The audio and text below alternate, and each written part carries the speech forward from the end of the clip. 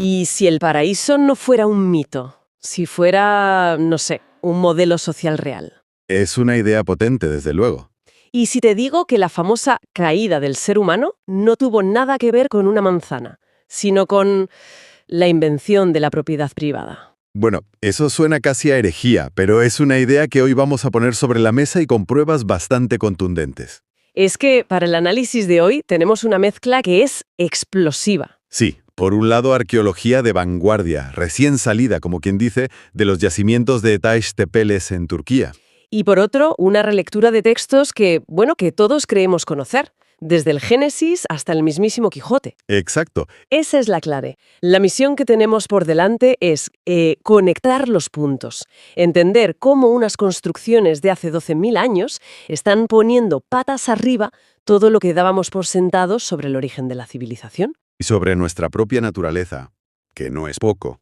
Totalmente. Vamos a investigar si nuestro estado natural era el conflicto o si, como parece, fuimos una especie cooperativa a gran escala. Queremos encontrar ese punto cero de la colaboración humana. Pues si te parece, empecemos por derribar el mito principal, esa idea con la que casi todos hemos crecido. Venga, vamos a ello. La historia que siempre nos han contado, la de Hobbes, la de que el hombre es un lobo para el hombre, Claro, esa idea de que somos violentos por naturaleza. y que la civilización, con sus reyes, sus ejércitos, sus murallas, fue una especie de mal necesario para contener esa brutalidad y, bueno, proteger lo nuestro. Una narrativa muy potente, sí, pero que se está viniendo abajo, literalmente a golpe de excavadora. Y la prueba está en Turquía. En Göbekli Tepe y Karahantepe, dos de los yacimientos que forman el complejo de Taş Tepeler, que significa colinas de piedra, estamos hablando de centros ceremoniales de una antigüedad que marea, ¿De cuánto hablamos? entre 11.500 y 12.000 años. Y aquí viene lo increíble, fueron construidos por cazadores-recolectores. O sea, gente que no conocía la agricultura, ni la cerámica, ni los metales. Nada de eso. Espera un segundo. ¿Me estás diciendo que gente del Paleolítico, básicamente, estaba construyendo templos monumentales? Tal cual. Eso ya de por sí es alucinante. Pero lo que de verdad rompe los esquemas, según las fuentes, es lo que no había allí. Exacto. Durante más de 1000 años, en su época de esplendor, no hay ni rastro de fortificaciones. ¿Ni una muralla? Ni una muralla, ni un foso, ni una torre de vigilancia. Nada. Eran espacios completamente abiertos, accesibles. ¡Qué fuerte! Y tampoco se han encontrado arsenales. Ojo, armas había, claro. Puntas de proyectil, cuchillos de sílex. Herramientas para cazar, supongo. Eso es. Eran herramientas de caza. No hay evidencia de masacres, de batallas, de un conflicto organizado en torno a estos lugares. Es que eso me bula la cabeza. Si no había muros, ¿qué pasaba con la seguridad? Y si no había guerra, ¿para qué se juntaban? Porque la otra pieza clave es la escala de todo esto. Ahí quería llegar. Lo que sí hay, y de forma abrumadora, es evidencia de una colaboración masiva. Hay que intentar visualizarlo, tallar y mover esos pilares de piedra en forma de T. Que no eran pequeños, precisamente. No, algunos de hasta 20 toneladas. A ver, yo he intentado mover un sofá con 3 amigos y casi acabamos en urgencias. Mover un bloque de piedra del tamaño de un coche, sin grúas, sin ruedas. La organización que necesitas para eso es de otro nivel. Desde luego. Eso no lo hace un clan familiar. Requería la coordinación de cientos, quizá miles de personas, de diferentes tribus que venían de kilómetros a la redonda. Y volvemos a la pregunta, ¿para qué? ¿Cuál era el premio? Pues no era el botín, porque no había nada que saquear. El premio era el propio acto de construir juntos, el ritual compartido, Y los banquetes. los banquetes. Sí. Las excavaciones han desenterrado cantidades industriales de huesos de animales salvajes. Se reunían para trabajar en un proyecto común y luego lo celebraban con festines a una escala monumental. O sea que el pegamento social no era el miedo al enemigo, sino la celebración. Y un objetivo común. Lo que nos lleva a la gran conclusión, a la frase que lo cambió todo, del arqueólogo que descubrió esto, el difunto Klaus Schmidt. ¿Qué dijo? Dijo, y esta es una bomba: primero llegó el templo, y después la ciudad. Uf, es que esa frase le da la vuelta a todo. A todo. Significa que el motor que nos impulsó a organizarnos no fue la economía, ni la guerra. Fue algo que hoy llamaríamos espiritualidad, la necesidad de reunirse y cooperar.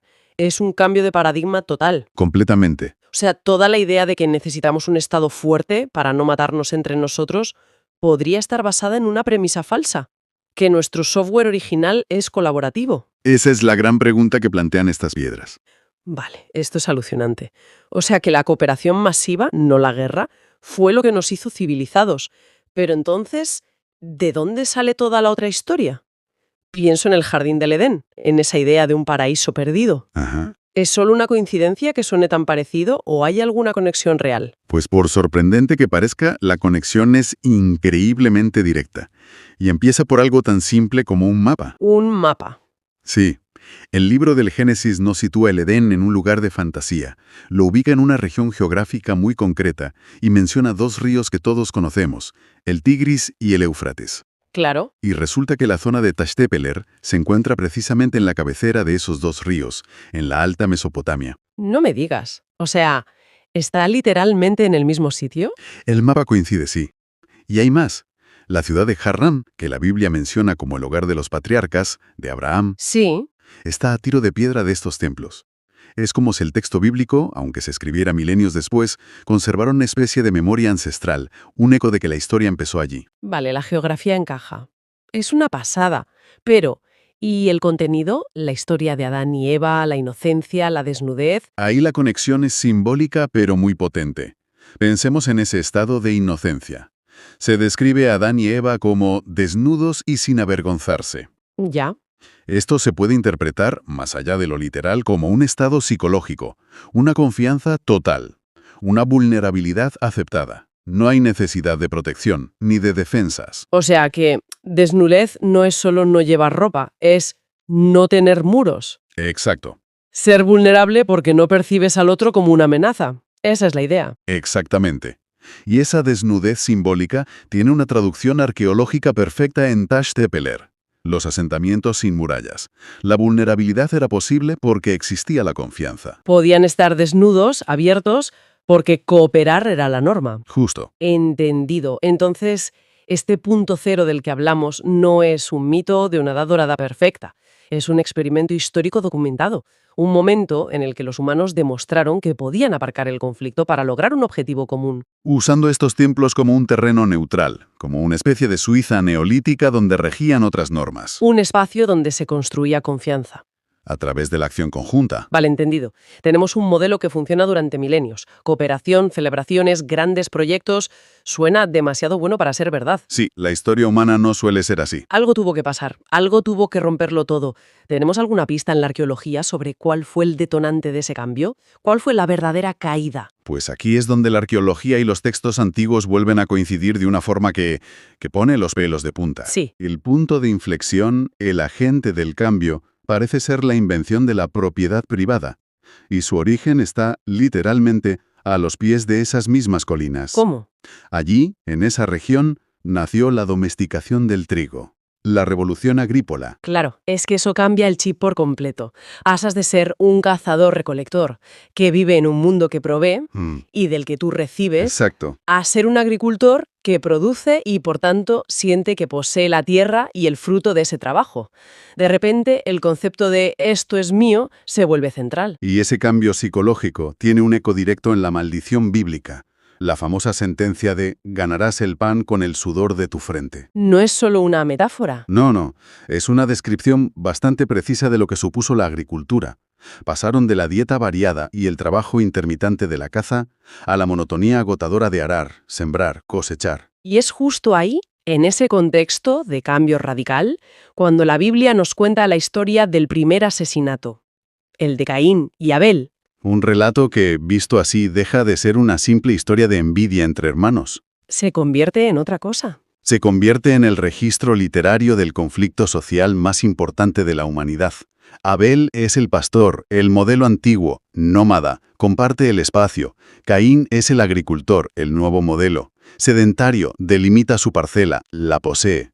Y el conflicto estalla por la ofrenda, por el fruto de la propiedad. Exacto. Un momento, esa conexión con Caín y Abel es potente, pero ¿no podríamos estar forzando un poco la interpretación? Es una objeción totalmente válida. Al fin y al cabo es un texto religioso escrito miles de años después. ¿Cómo podemos estar seguras de que no es solo una buena historia sobre envidia familiar? Claro. No decimos que los autores del Génesis fueran arqueólogos, Pero lo que es asombroso es el tipo de conflicto que eligen para narrar el primer asesinato. No es una lucha por una corona, ni por amor. Es por la ofrenda que viene de la tierra. Ya veo. Representa, de forma mítica, el choque entre dos formas de vida que la arqueología confirma que estaban en tensión justo en esa época y en esa misma geografía. La literatura capta el eco de un conflicto social real. Y la arqueología corrobora esa caída. Sin lugar a dudas. Es justo cuando los asentamientos se hacen permanentes, cuando se empiezan a acumular excedentes de grano que hay que proteger. Que aparecen las murallas. Las primeras murallas defensivas de verdad. Y las armas cambian.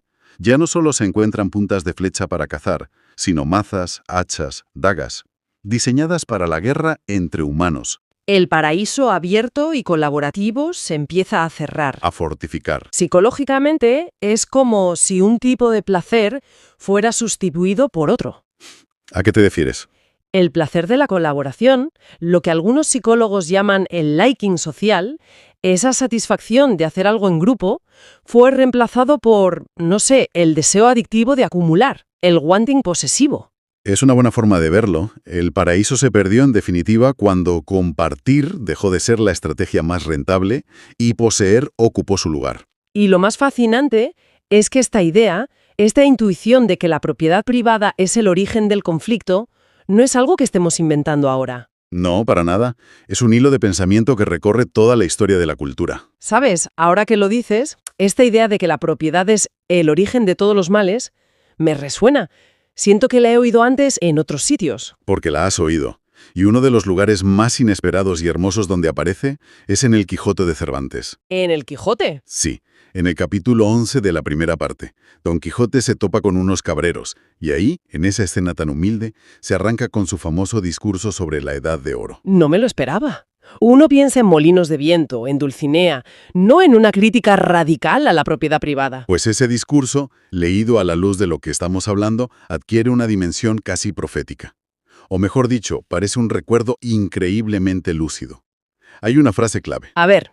Dice Don Quijote: «Dichosa edad y siglos dichosos aquellos a quienes los antiguos pusieron nombre de dorados, porque entonces los que en ella vivían ignoraban estas dos palabras de tuyo y mío». Es de una claridad brutal. Lo dice sin rodeos. Totalmente. Para Cervantes, o para el Quijote, el origen de la injusticia, de la guerra, del engaño, es el momento preciso en que inventamos la propiedad. Y continúa diciendo que en esa santa edad todo era paz, amistad y concordia.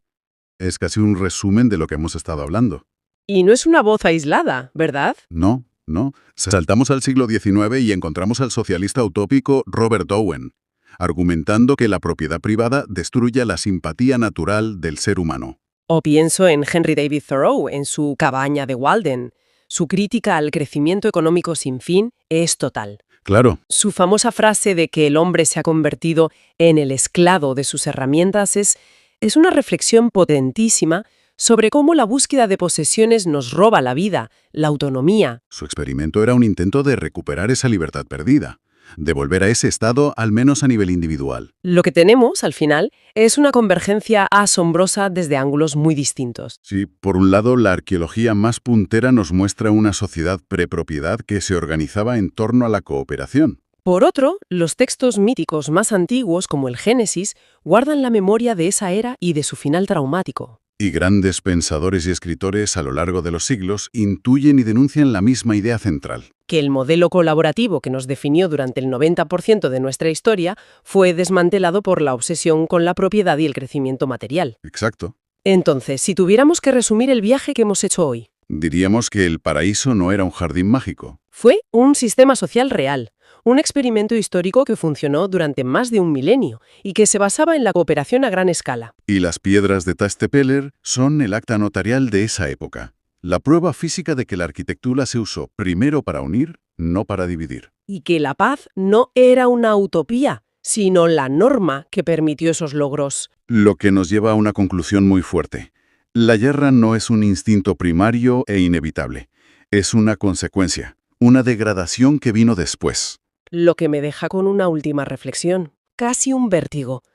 Vuelvo a esa idea de Don Quijote. La de tuyo y mío. Sí, a ese mundo que ignoraba esas dos palabras. Si la arqueología más avanzada nos está diciendo ahora que aquello, en esencia, fue una realidad histórica, ¿qué implicaciones tiene para nuestro presente? Es una buena pregunta. Un mundo construido, definido y organizado casi exclusivamente en torno a la propiedad. Si una vez fuimos capaces de organizarnos de otra manera, a una escala tan masiva, ¿qué nos enseña aquel punto cero sobre nuestras posibilidades futuras como especie? Imagina por un momento el punto cero de la civilización. Pero olvida esa imagen clásica de gente acurrucada junto al fuego por pura necesidad o construyendo una muralla por miedo. Piensa en algo radicalmente distinto. Miles de personas, de tribus diferentes, que se reúnen para levantar algo monumental. No por obligación, sino por el puro placer de crear y celebrar juntos. Hoy vamos a analizar a fondo unas fuentes que desafían una de las ideas más arraigadas sobre la naturaleza humana. Esa visión hobbesiana de que el hombre es un lobo para el hombre. Vamos a viajar 12.000 años atrás, a un lugar en la actual Turquía llamado Taştepeler, las colinas de piedra. En concreto, a Göbekli Tepe y Karahan Tepe. La misión de hoy es entender el argumento que proponen estos descubrimientos, que la civilización no nació de la escasez, sino del asombro, y sobre todo, ¿qué demonios significa eso para nosotros hoy en día? Es que de verdad hay que pararse a pensar en lo que esto significa, porque es una bomba. Lo que hace estos hallazgos tan revolucionarios es el cuándo. El momento exacto, ¿no? Exacto. Estamos hablando de monumentos gigantescos que son, bueno, miles de años anteriores a la agricultura intensiva, a la invención de la cerámica, a las primeras ciudades como Uruk y, por supuesto, a la idea de un estado o un rey. Y los construyeron cazadores-recolectores. Cazadores-recolectores. Nuestra imagen de ellos siempre ha sido la de pequeños grupos nómadas sobreviviendo a duras penas y casi siempre en conflicto por los recursos. La pregunta que plantean estos textos, y que lo cambia todo, es ¿qué pudo motivar a estas tribus, que sin duda tenían sus armas y vivían en un mundo competitivo, a dejarlas a un lado para colaborar en un proyecto de esta escala tan colosal? Entiendo lo revolucionario, pero me cuesta visualizarlo. Si estuviéramos allí hace 12.000 años, ¿qué veríamos exactamente? Pinta un poco la escena. Porque no hablamos de 4 piedras apiladas, ¿verdad? En absoluto. A ver, la imagen que pintan las fuentes es alucinante. Lo primero que te chocaría es que no hay casas, no hay mercados, no hay calles, no es una ciudad. Ah, ¿no? Entonces, ¿qué es? Son enormes recintos circulares, como grandes plazas sagradas hundidas en el terreno. Y en el centro, y en los muros, se alzan gigantescos pilares de piedra en forma de T, algunos de más de 5 metros de altura y hasta 20 toneladas de peso. ¿20 toneladas? Sí, sí. Y muchos están exquisitamente tallados con relieves de animales, zorros, serpientes, jabalíes, grullas, representados con una fuerza increíble. O sea, no es arte primitivo, es obra de maestros. Y lo más importante, no hay ni rastro de murallas, ni de fortificaciones. No hay un palacio para un líder en el centro. La arquitectura es comunal, diseñado para congregar, para que todos miren hacia un foco compartido. Vale, la imagen es potentísima. Pero la tesis central de las fuentes es que esta mega colaboración fue voluntaria, impulsada por el entusiasmo. ¿Cómo podemos estar tan seguros? Suena muy bien, pero también un poco idealista. ¿Qué pruebas concretas, más allá de que no haya murallas, sugieren que no fue, por ejemplo, obra de esclavos o de una casta sacerdotal que coaccionaba al resto? Es una pregunta fundamental. Y los investigadores la abordan directamente. A ver, la primera pista es puramente logística. Coaccionar y organizar como esclavos a miles de cazadores-recolectores dispersos por un territorio enorme y sin un Estado centralizado que los controle, es que es prácticamente imposible. No funcionaría. No tendría sentido. Pero la evidencia más potente está en el suelo. Junto a estas estructuras se han encontrado cantidades masivas de huesos de animales, pero no de animales domesticados, sino salvajes, gacelas, uros. Y los huesos muestran marcas de haber sido cocinados y consumidos a una escala gigantesca. ¿Ah? La interpretación más sólida es que estos lugares eran centros de reunión periódica para celebrar enormes banquetes. La gente no venía a trabajar forzada, venía a festejar. La construcción del monumento era parte de la fiesta. O sea, que el motor no era el látigo, sino el banquete. La promesa de comida, bebida, música. Un ritual compartido. Exactamente. Los textos lo llaman el placer del rito. Es una idea que hoy nos cuesta un poco entender, porque separamos el trabajo del placer.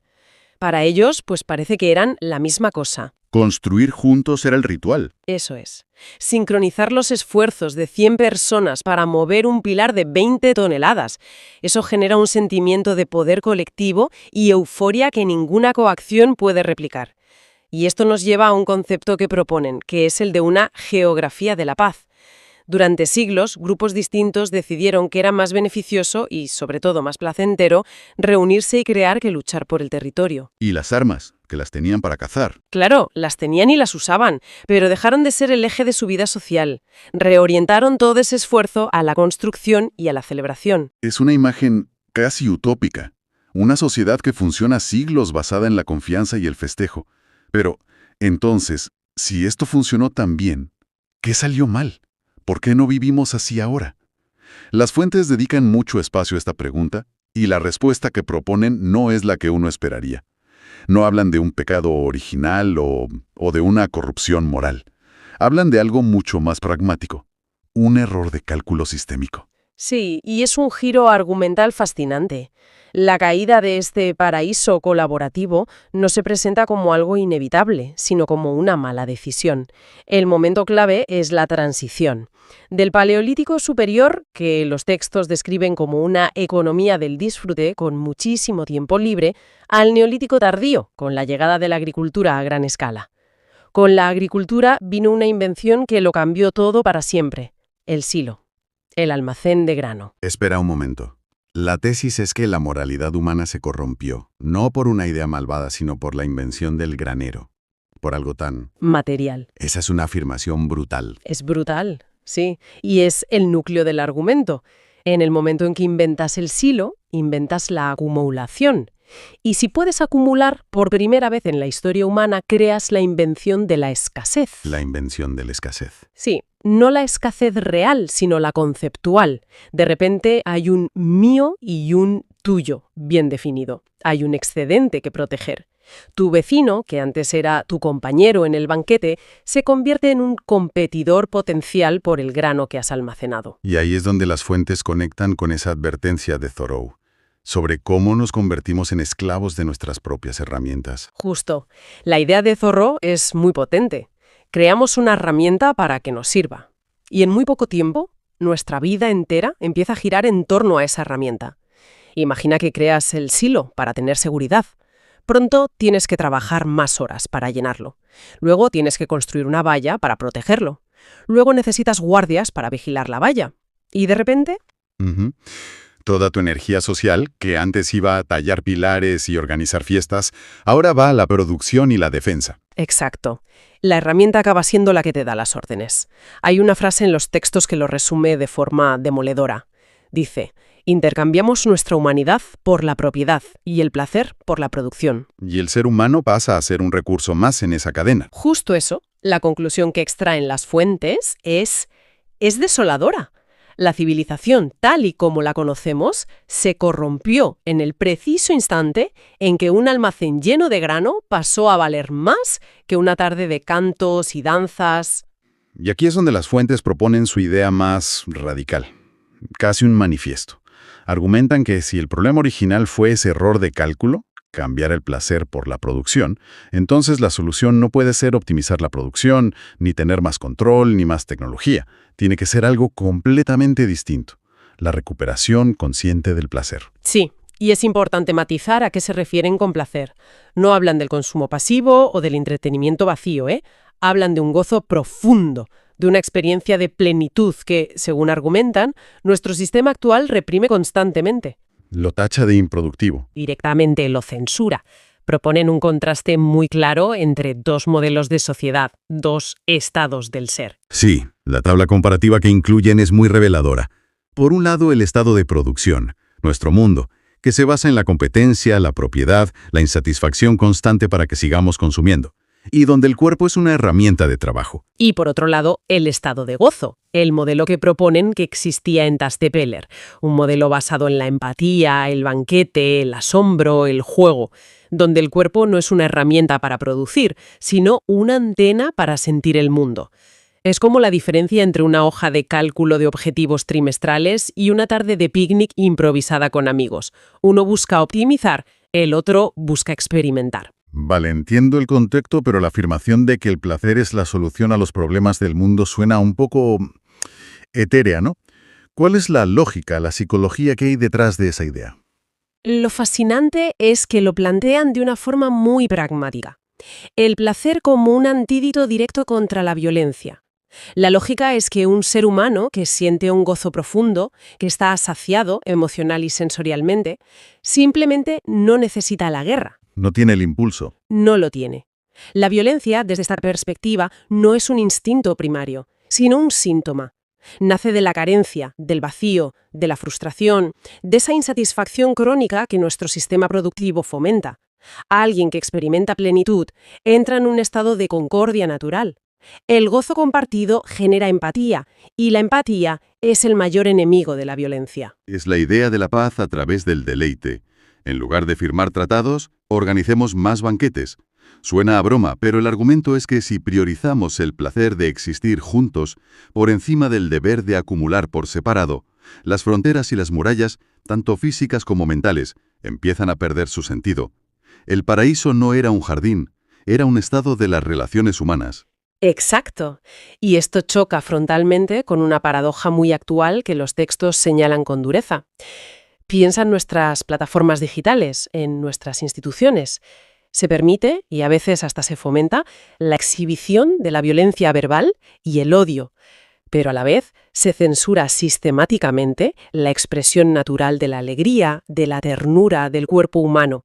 Un algoritmo puede dejar pasar un discurso de odio, pero elimina una foto de una madre amamantando. ¿Es verdad? Este sistema, argumentan, nos está condicionando a normalizar la agresión y avergonzarnos del gozo.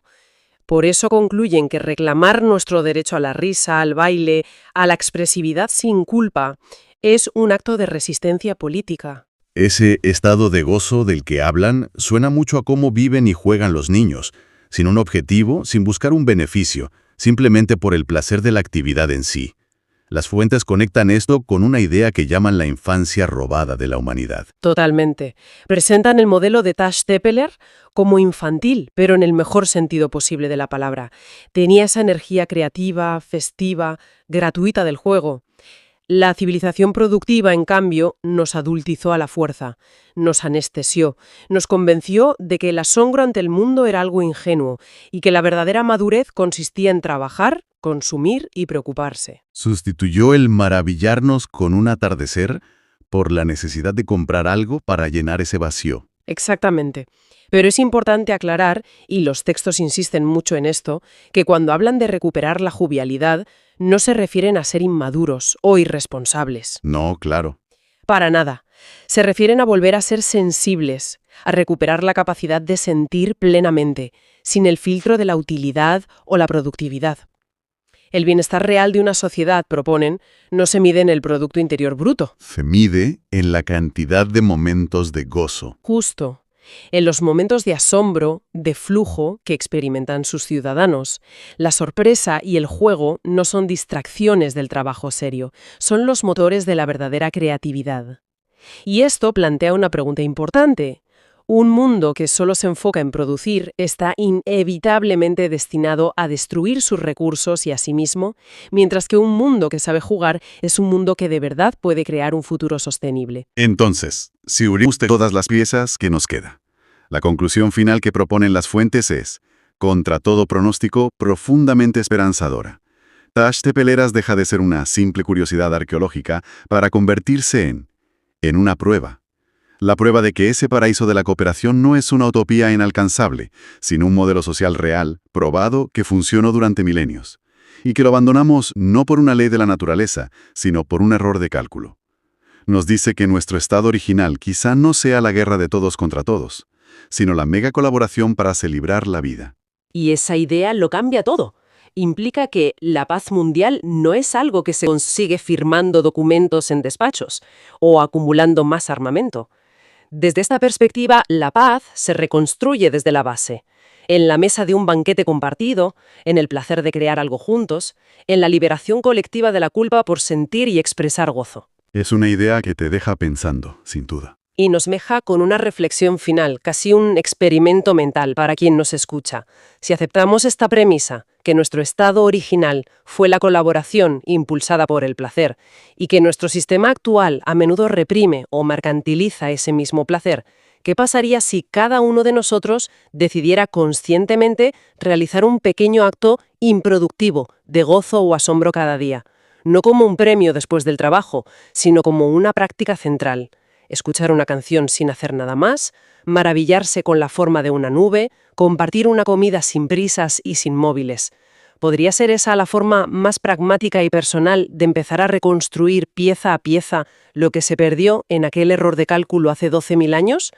Quizás la revolución más grande empieza con un pequeño acto de alegría deliberada. No es un grupo de gente con una buena idea, es una proeza técnica que roza lo imposible para la época. Y las fuentes insisten mucho en ese detalle, la ausencia total de armas o defensas. Es que su tecnología punta, que era el trabajo con la piedra, estaba dedicada por completo a un fin colectivo. Un fin, por lo que parece, trascendente. Y lo fascinante es cómo eso redefine conceptos que hoy damos por sentados, como por ejemplo el bien y el mal. Totalmente. En ese contexto no eran categorías morales abstractas como las vemos hoy. Eran funcionales, casi de ingeniería. ¿Cómo que de ingeniería? A ver, el bien técnico era colaborar. Sencillamente. Era la única manera de que esos templos existieran. La única forma viable. Piénsalo. Para mover 50 toneladas con cuerdas y palancas, necesitas una coherencia absoluta en el grupo. Cualquier fisura, cualquier conflicto, y el pilar no se mueve, o peor, aplasta a alguien. O sea que la colaboración era buena porque era eficaz. Porque funcionaba. Y el mal técnico, por tanto, era el conflicto. Entiendo la idea de la colaboración como bien técnico, pero ¿de verdad podemos llamar al conflicto un mal en el mismo sentido? El conflicto a veces es necesario, ¿no? Para mejorar. Es una objeción muy pertinente, claro. Y la respuesta está en la escala y el riesgo. Explícate. Un debate sobre dónde colocar el pilar es un conflicto creativo y es bueno. Pero un conflicto que rompa la confianza del grupo, que haga que una tribu desconfíe de la otra a mitad de la maniobra, Es un desastre. es un mal técnico porque lleva al fracaso catastrófico. Por eso se dice que la paz no era un idealismo hippie. Era el protocolo operativo estándar. La condición técnica para que el proyecto saliera adelante. Exacto. La sincronía era la tecnología principal. Y lo que lo sincronizaba no era un jefe con un látigo. Nada de eso. No hay indicios de una jerarquía de poder coercitiva. Lo que los unía era lo que en los textos se describe como la convocatoria de los dioses. Que suena muy místico. Sí, pero pensémoslo de una forma práctica. No como algo religioso en el sentido moderno, sino como una señal de llamado universal. Como cuando las aves migratorias se guían por el campo magnético. Una señal que todos entienden. Eso es. Las constelaciones, los solsticios, eran ese campo magnético para los humanos. Un reloj cósmico que les decía a todos, a cientos de kilómetros, es la hora. Hay que reunirse en el gran proyecto. El cosmos era el director de orquesta. Pero esto plantea una pregunta casi dolorosa. Si tenían un sistema que generaba esta genialidad técnica y esta paz social a gran escala, ¿por qué demonios lo cambiaríamos? Es que es contraintuitivo. Es como si hubiéramos inventado la rueda y luego decidiéramos volver a arrastrar las cosas por el suelo. Pues la paradoja que se plantea es que el gran cambio no fue intencionado. La civilización, entendida como el sedentarismo y la agricultura, no era el objetivo. No. ¿Entonces qué fue? Fue un efecto secundario imprevisto de su éxito. Un efecto secundario. Sí. Para poder mantener esos enormes centros y alimentar a los miles de constructores que acudían, la especie tuvo que anclarse al territorio. El templo nos hizo sedentarios. La logística de la obra precipitó la agricultura a gran escala. O sea que el problema no fue construir el templo.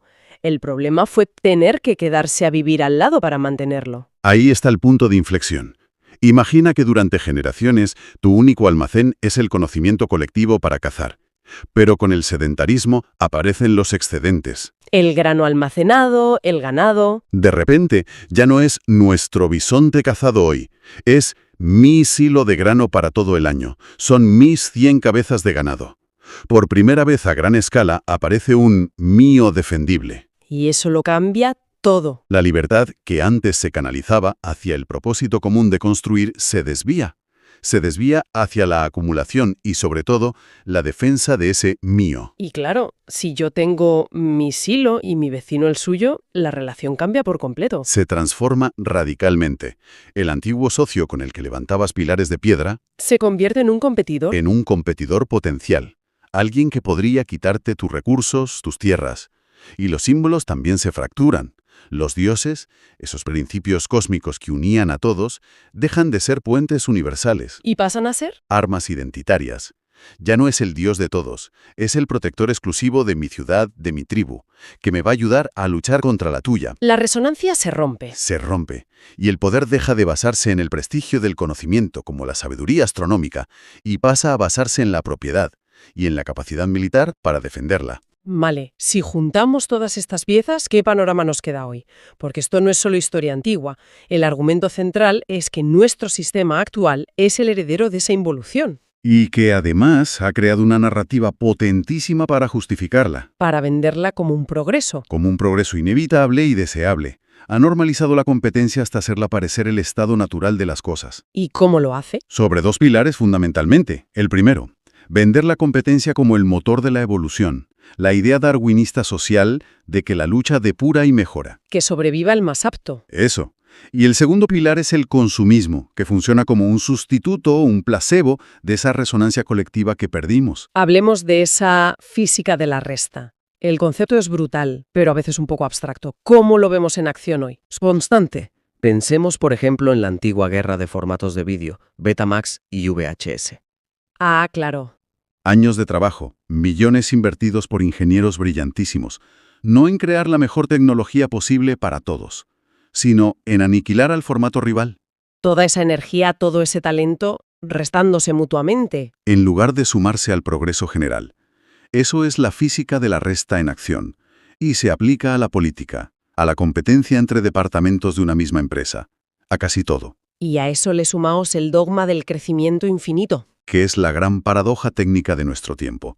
Se nos dice que un crecimiento económico sin límites es intrínsecamente bueno, pero es que si lo piensas, es un despilfarro de energía tremendo. Porque los recursos son finitos. Un sistema con recursos finitos, como es un planeta, no puede sostener un crecimiento infinito.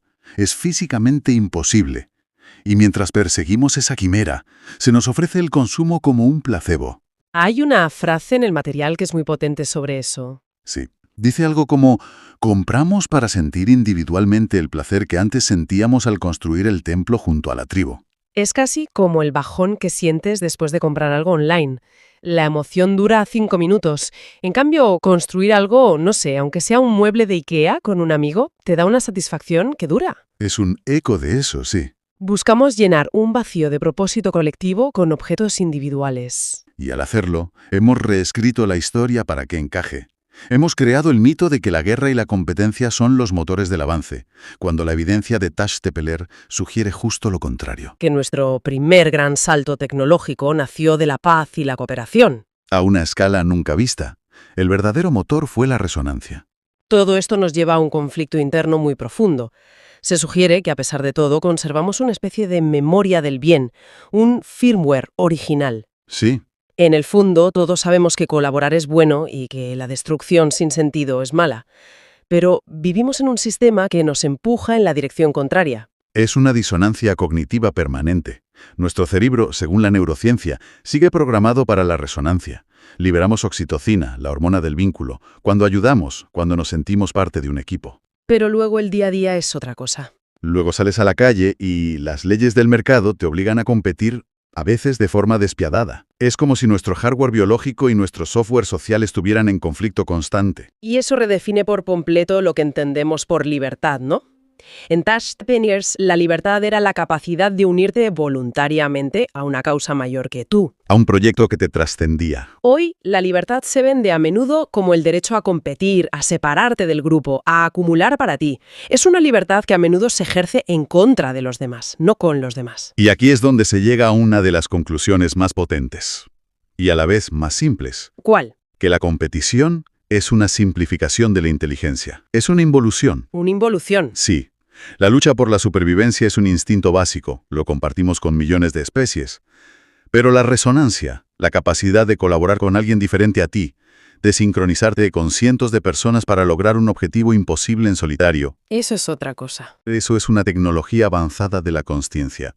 Requiere una complejidad cognitiva y emocional muchísimo mayor que el simple enfrentamiento. O sea que hemos avanzado en un tipo de tecnología, las herramientas, pero hemos retrocedido en la tecnología más importante, la de relacionarnos. Exactamente. Hemos evolucionado de forma espectacular en la tecnología de los objetos, sobre todo en la de destrucción. Pasamos de la cantería y la astronomía, que son tecnologías de unión. A la metalurgia bélica, la bomba atómica. Las fronteras digitales. Pero hemos involucionado en inteligencia social. Nos hemos convertido en genios técnicos con una inteligencia social que, en muchos aspectos, se ha quedado atrofiada. Entonces, ¿qué conclusión sacamos de todo esto si lo resumimos? Tash Tepeliers no es solo un montón de piedras antiguas. Es mucho más que eso. Es la prueba física de que la humanidad alcanzó un pico de genialidad técnica y paz social cuando tenía un propósito común que trascendía la propiedad privada. Hay una frase preciosa en el material. ¿Cuál? Dice que hemos olvidado que nuestra primera gran obra civilizatoria fue un abrazo de piedra bajo las estrellas, nacido del puro placer de construir juntos. Y la gran esperanza, el pensamiento final que nos deja para la reflexión, es que ese firmware original, esa brújula interna que nos dice que construir juntos es bueno, no ha sido borrado. Sigue ahí. Sigue ahí, latente.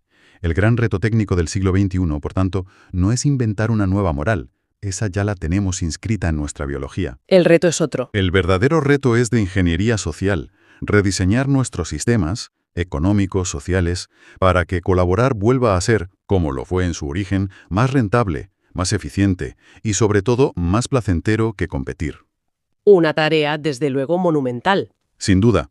Y la pregunta que queda flotando en el aire, la que este viaje a nuestro pasado nos obliga a hacernos, es, si ese es el objetivo, ¿cómo y por dónde empezamos a reescribir ese código? La civilización en tus manos. Y la idea es brutal. ¿Y si la civilización no nació de la lucha por la comida, sino de un proyecto común y pacífico? Exacto. ¿Y si empezamos siendo colaboradores y, bueno, por el camino nos hemos convertido en competidores adictos al conflicto? Es una premisa potente. El texto nos pide que, por un momento, aparquemos la historia que nos han contado siempre, la del garrote y la supervivencia del más fuerte. Y que miremos una prueba que está ahí, enterrada en Turquía, y que no encaja en ese relato. Un auténtico enigma arqueológico, ¿sí? Has mencionado un enigma que lo cambia todo. No me dejes así. ¿De qué estamos hablando exactamente? A ver, estamos hablando de Göbekli Tepe. Imagina un conjunto de templos gigantescos con pilares de piedra de 50 toneladas tallados con animales. 50 toneladas. Y tienen 11.000 años. Para que nos hagamos una idea, esto es 6.000 años más antiguo que las pirámides de Egipto. Es una locura. Y lo más increíble es quién lo construyó. Cazadores-recolectores. Gente que en teoría iba en pequeños grupos detrás de los mamuts y no tenía ni la tecnología. Ni la organización para una obra de esa escala, claro. Exacto. Vale, eso ya es increíble. Pero supongo que el verdadero misterio no es solo lo que hay, sino lo que no hay. Justo. Y eso es lo que el texto subraya como la prueba definitiva. En un proyecto que duró siglos y que movilizó a miles de personas, no se ha encontrado ni una sola muralla. Nada. Ni una sola arma, ni un solo indicio de guerra o conflicto. Nada de nada. Uf, esto nos lanza de lleno a la pregunta que lo vertebra todo. ¿Qué es? Si fuimos capaces de colaborar en paz a una escala tan bestial, ¿por qué narices nuestra sociedad actual parece una competición constante y agotadora? Esa es la pregunta del millón. El objetivo entonces es meternos en faena y ver qué nos cuenta este texto. Porque, si entiendo bien, no solo describe un pasado perdido. No, argumenta que esa forma de ser cooperativa sigue dentro de nosotros, como una especie de brújula moral que se vuelve loca cada 2 por 3 en el mundo en que vivimos. O sea, que esa sensación de que algo no va bien. Exacto. Sugiere que no es una paranoia personal, sino un eco de nuestra verdadera naturaleza. Ok. Pues vamos a desgranar esto. La primera gran idea que presenta el texto es lo que llama el teorema de la iluminación. Sí, Si lo he entendido bien, viene a decir que la civilización no nace de la agricultura, como nos enseñaron en el cole, no, para nada. sino de un chispazo en la conciencia colectiva. Una idea, un propósito compartido, que de repente hace que miles de personas digan, vamos a hacer esto juntos. Y Göbekli Tepe es la prueba del delito. El templo es anterior a la agricultura en la zona. Ah, o sea que no fue que se asentaron, les sobró comida y se pusieron a construir por aburrimiento. Fue justo el revés.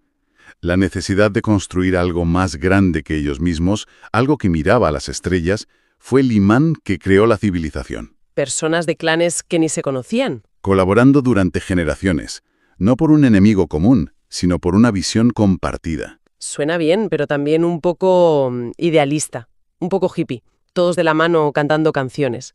Me cuesta creer que fuera tan sencillo. Es que ahí está el giro brillante del argumento. El texto defiende que la cooperación no fue una elección moral, Ah, no. fue una necesidad de ingeniería. A ver, para levantar un pilar de 50 toneladas y ponerlo de pie con la tecnología de la edad de piedra, Necesitas una confianza y una sincronización. que rozan lo sobrehumano. El conflicto no es que fuera malo en plan pecado, es que era técnicamente inviable. Claro. A la mínima discusión la piedra se caía aplasta 50.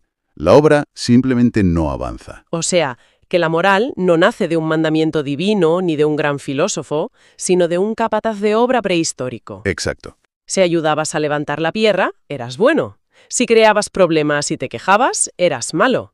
La ética original era pura y dura gestión de proyectos. Has dado en el clavo. A partir de esa necesidad, el texto define el bien y el mal de una forma muy pragmática. Piensa en una orquesta. ¿Vale? El bien es la resonancia, que todos los instrumentos suenen afinados y a la vez creando una armonía mayor. El mal es la fricción, el ruido, Que cada músico toque lo que le da la gana. y el resultado es un caos que no lleva a ninguna parte.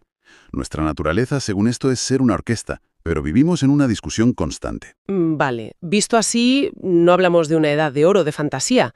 Es una deducción forense. Es pura lógica. Si el edificio está en pie y no hay armas, la única conclusión posible es que la gente se llevaba lo suficientemente bien como para construirlo. Es un argumento potente. ¿Lo es?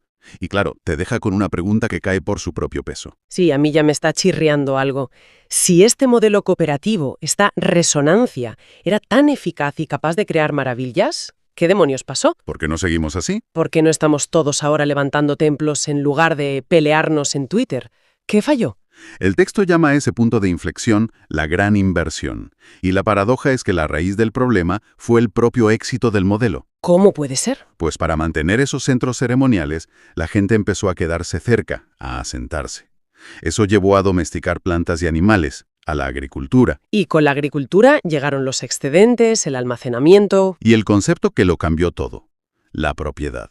Esta es mi cosecha, este es mi terreno. Y el gran nosotros que levantaba piedras se rompió en miles de yois y lo mío. Exacto. Se fracturó. El texto lo describe de una forma que me parece muy visual. Dice que cambiamos la libertad para por la libertad contra. Libertad para versus libertad contra. Pasamos de la libertad para unirnos y crear algo increíble a la libertad para defendernos del vecino, para acumular más que él y para proteger lo nuestro. La energía que antes sumaba para construir, ahora restaba para competir. Justo. Y me imagino que una vez que entras en esa dinámica, necesitas empezar a justificarla. Necesitas convencerte de que competir es bueno, aunque por dentro algo te diga que no. Ahí es donde, según el ensayo, empieza nuestra enfermedad civilizatoria. Empezamos a construir un andamiaje intelectual para llamar bueno a lo que nuestra intuición más profunda Ese eco de Göbekli Tepe. nos gritaba que era malo. El texto identifica 3 justificaciones principales que nos seguimos contando hoy. La primera, la competencia como motor de progreso. Ah, la famosa ley de la selva. La idea, muy popularizada, de que la lucha de todos contra todos es lo que nos hace mejorar, que elimina a los débiles. Y el texto ataca esa idea de frente. La llama una falacia peligrosa. Argumenta que nuestro verdadero superpoder como especie no es la competencia, sino justo lo contrario. Nuestra habilidad para colaborar. Nuestra habilidad casi mágica para colaborar, para cuidar de los enfermos, para compartir conocimiento. Confundimos un mecanismo evolutivo puntual con la regla general. Glorificamos la lucha. Y olvidamos que lo que nos permitió dominar el planeta fue la cooperación. Aplicar la ley de la escasez a un mundo de abundancia, como dice el texto, no tiene ni pies ni cabeza. Vale, esa es la justificación filosófica. ¿Cuál es la segunda? La segunda es neuroquímica, y es fascinante. Habla de cómo nos hemos hecho adictos a la dopamina. ¿A la dopamina? Sí. Nuestra sociedad está diseñada para darnos pequeños chutes de dopamina constantemente. La recompensa por ganar, por comprar algo nuevo, por conseguir un like. Son subidones intensos, pero muy cortos. Y que generan adicción. Necesitas el siguiente cada vez más rápido. O sea que nuestra cultura es básicamente una yonki de la dopamina. Esa es la metáfora. Y al mismo tiempo despreciamos los estados de bienestar más profundos y duraderos. ¿Cómo cuáles? Los que vienen de la oxitocina, que es la hormona del vínculo, de la confianza, del abrazo. O de la serotonina, la de la calma. La de sentir que todo está bien. A eso, que es la base química de la cooperación, nuestro sistema lo llama conformismo, falta de ambición. Madre mía. Nos hemos vuelto adictos al subidón de la fricción y hemos olvidado el placer de la resonancia. Y el tercer pilar que mencionaba el texto era la educación. Esto me toca de cerca. La describe como una fábrica de disonancia. La idea es que la escuela, en lugar de enseñar a colaborar o a conocerse, se ha convertido en una cadena de montaje para la competencia. Ya. Me recuerda totalmente al colegio. La pregunta nunca era ¿has entendido esto?, sino ¿qué nota has sacado? El foco estaba siempre en la clasificación, en quién estaba por encima de quién. Creando una guerra de todos contra todos desde los 6 años. El resultado de todo esto, según el ensayo, es una especie de esquizofrenia civilizatoria. Una esquizofrenia. Por un lado, llevamos dentro una sabiduría de miles de años que nos dice que cuidar, compartir y construir juntos es lo correcto. Pero por otro, vivimos en un sistema que nos premia por hacer justo lo contrario. Es una contradicción brutal que nos genera una ansiedad constante. Completamente. Esta idea de una sabiduría interna suena un poco a cuento de hadas, ¿no? Al jardín del Edén o a la Atlántida. Ese mito universal de que hubo un tiempo en el que todo era mejor. Pero es que esa es la siguiente gran hipótesis del texto. Se pregunta, ¿y si todos esos mitos sobre una edad de oro o un paraíso perdido no son fantasías? ¿Y qué son entonces? ¿Y si son en realidad un recuerdo histórico? ¿Un recuerdo? ¿Cómo? El texto plantea que estos relatos, que aparecen en culturas que no tuvieron contacto entre sí, el Edén, los mitos griegos, leyendas de pueblos de América, podrían ser la memoria. ¿Distorsionada por el tiempo? Distorsionada, sí, tras milenios de transmisión oral de esa era cooperativa real que vemos en Göbekli Tepe. La estructura del mito es siempre la misma. Vivíamos en armonía y de repente ocurre una caída. Que introduce el conflicto, el trabajo duro y el sufrimiento. Es el mismo patrón una y otra vez. Vale, la idea es poética, pero ¿se sostiene de alguna manera? El autor propone una prueba cronológica que, como mínimo, da que pensar. A ver. Göbekli Tepe se entierra y abandona a propósito sobre el año 8000 a.C. 8000. ¿Y las primeras escrituras con estos mitos? ¿De cuándo son? Las primeras tablillas en Sumeria son del 3000 a.C. Hay un hueco de 5000 años. 5000 años de abuelos contándoles historias a sus nietos junto al fuego. Tiempo más que de sobra. Para que un hecho real se convierta en una leyenda, perdiendo los detalles pero manteniendo la idea central. Exactamente. El paraíso perdido no sería una fantasía religiosa, sino el recuerdo colectivo y machacón de que la cooperación a gran escala no es una utopía. Sin un lugar que ya habitamos una vez.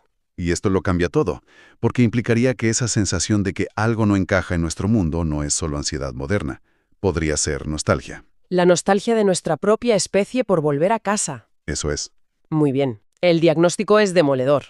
Hemos pasado de constructores de templos a competidores estresados y lo sabemos. La pregunta final es obvia. ¿Ahora qué? ¿Qué hacemos con esto el lunes por la mañana? Exacto. ¿La solución es política? ¿Es tecnológica? La conclusión del texto es quizá la parte más radical. Argumenta que la solución no es sistémica, o al menos no empieza ahí. Entonces, eso. De fidelidad radical a la intuición interior. Se trata de reaprender a escuchar esa brújula que todos llevamos dentro. ¿Y cómo se hace eso en la práctica? Porque suena un poco abstracto. Propone una redefinición muy simple del bien y del mal, quitándoles toda la hojarasca cultural. El bien es cualquier acto, por pequeño que sea, que aumente la resonancia. Colaborar en un proyecto, cuidar de alguien, compartir lo que sabes. Crear algo bello por el puro placer de hacerlo. Es todo lo que nos une. Y el mal, entonces, es todo lo que aumenta la fricción. Oprimir, explotar, mentir para sacar ventaja. Básicamente, hacerle caso al ego que te susurra que para que tú subas otro tiene que bajar. El texto propone un método para esto, ¿verdad? Sí, da un pequeño protocolo. 3 pasos. El primero es reconocer la fuente. Antes de una decisión, pararte un segundo y preguntarte, ¿este impulso viene de mis ganas de conectar o de mi miedo a ser menos que el de al lado? El segundo, imagino, es actuar en consecuencia. Exacto. Es actuar en coherencia. Elegir la colaboración sobre la competencia tóxica, la generosidad sobre el acaparamiento. No a lo grande, sino en los pequeños gestos del día. ¿Y el tercero? Tejer la nueva red. La idea es que cada uno de estos actos de coherencia no se pierde en el vacío. Cada vez que eliges la resonancia, estás tejiendo un hilo en una nueva red social que opera bajo otras reglas. Millones de personas haciendo esto. Argumenta que tienen el poder de desactivar el sistema competitivo desde dentro, no luchando contra él, sino dejando de darle nuestra energía. O sea, la tesis final es que la civilización no se cambia en los parlamentos, sino en las decisiones minúsculas de cada día. Sí, hay una cita casi al final que lo resume todo. La civilización no está en manos de políticos o tecnologías. Está en la decisión diaria de cada persona de ser fiel a lo que sabe, en lo más hondo, que está bien. Devuelve toda la responsabilidad y todo el poder al individuo. Es un cambio de perspectiva total. Completamente. El viaje que nos propone el texto empieza en unas piedras de hace 11.000 años y acaba en el centro de nuestro propio corazón. Es una buena forma de resumirlo. La idea central es que no hemos evolucionado hacia la competencia, sino que hemos enfermado de ella. Y la cura no es diseñar una utopía futura, sino recordar una verdad muy antigua, una capacidad que ya demostramos y que sigue ahí esperando. Queda flotando. A ver. El texto sugiere que la gran elección de nuestro tiempo no es entre capitalismo o comunismo, ni entre un partido u otro. La elección de verdad, la que importa, es interna. Es la que libramos cada una y cada uno a cada momento, entre dos impulsos. El que nos lleva a resonar y el que nos empuja a competir. El que nos lleva a unirnos y crear, y el que nos empuja a separarnos y destruir. Y la pregunta, para quien nos escucha, es simple. En el día a día, ¿a cuál de los dos se está eligiendo dar fuerza?